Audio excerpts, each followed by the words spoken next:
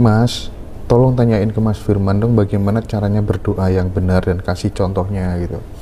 Ya, berdoanya itu tadi harus selaras sama pikirannya. Artinya kita boleh berdoa apapun. Jadi ketika nanya contoh atau kalimat ya kita boleh apapun. Artinya misalnya saya mau tanah ya udah.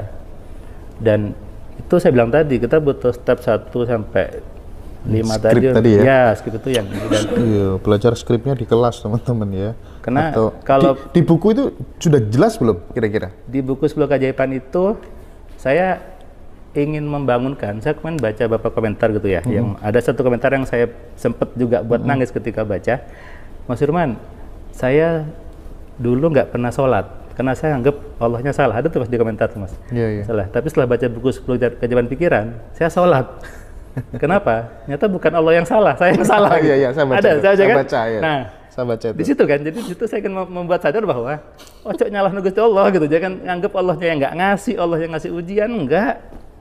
Terus sampai mutung rasolat, mutung Jumatan gitu kan, gara-gara percuma Jumatan nggak dikabul juga gitu kan, percuma nggak sholat, nggak gitu. Itu yang dialami motivator besar ada yang kayak gitu juga. Iya, dia nggak mau karena bukti ketaatan dengan yang saya terima itu tidak linear. Nah, tidak, betul.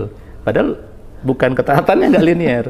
program pikiran. Isi kepalanya nggak linear Nah, gitu ya. dia berubah mas, gara-gara habisin uang 30 juta pergi ke Ramstar School of Mind. Disitulah dia sekolah mindset milioner. Dan orang barat semua ternyata sudah paham itu. Ya, orang barat sudah paham. Makanya kenapa saya bilang orang barat dia buat handphone, buat smartphone. Itu yang saya lihat di situ. Dan menariknya ditanya, kamu punya Tuhan nggak? Punya. Tuhan bisa apa? Bisa segalanya. Bisa nggak Tuhanmu buat kamu cukup di rumah saja, kumpul orang-orang yang dicintai, tapi dapat penghasilan tak terhingga?